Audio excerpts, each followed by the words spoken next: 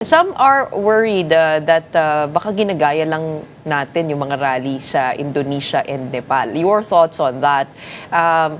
And I mean, there are fears that this may be just a trend that we're jumping on. Are you seeing something real here happening that may exact change or impact the hearings happening over in Congress and the Senate? Right. So first about the Nepal and Indonesia violence, I echo Kiko's sentiment about that. I'm absolutely against any such foolishness happening. Wala po tayong mapapala pag yan ang route na pinili natin. And as you can see, ayan, no, yung one piece flag nila, yan yung parang holdover from the other protests in other countries. I'm not sure if we're looking for an overthrow because sa totoo lang, personally, tama na yung politics of person. Tama na yung personality politics. Palitan ng sistema, hindi yung tao. I think the broader call here is to change the system, not the people. Because telling you overthrow one guy, the next guy steps in and it's the same system, we're going to be back in the streets. You overthrow that guy, another person steps in, unless you change and overhaul the system, it will be ad infinitum, ad nauseum, just people getting food, getting duped, getting stolen from, and then back on the streets overthrowing the next guy. So it's not so much a call to overthrow anyone. I saw a great sign brought by a Gen Z kid yesterday, and it said, "Enough is enough. Jail the corrupt." Siguro yon, mag-umpisa tayo doon. Speaking of political colors, do you foresee people from different sides coming together? And kasi sabi ni Kiko Aquino, di medyo malayo pa doon. Pero ano nakikita mo dito na pagbabago sa political landscape when it comes to the Duterte supporters, the liberals, the pinks, the yellows, and the progressives? Well, yesterday nga, we walked EDSA, no? And there was quite a commotion near Gate 4 where Temple Drive meets EDSA.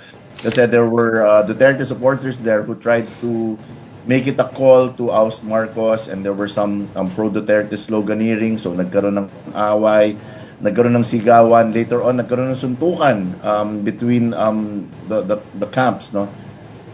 That is a challenge in terms of political divisiveness. There's really polarization. I wish in an ideal perfect world people will just focus on that, change the system, not the personality, hold people accountable, and really punish corrupt, which when I say corrupt does not necessarily point to any particular political color. But as Kiko said, and I share the sentiment, baka malayo pa tayo dyan, marami pang gagawin kasi hindi talaga ma-separate ang personal agenda ng isang political color from a mass protest such as yesterday, only because of the size and scale.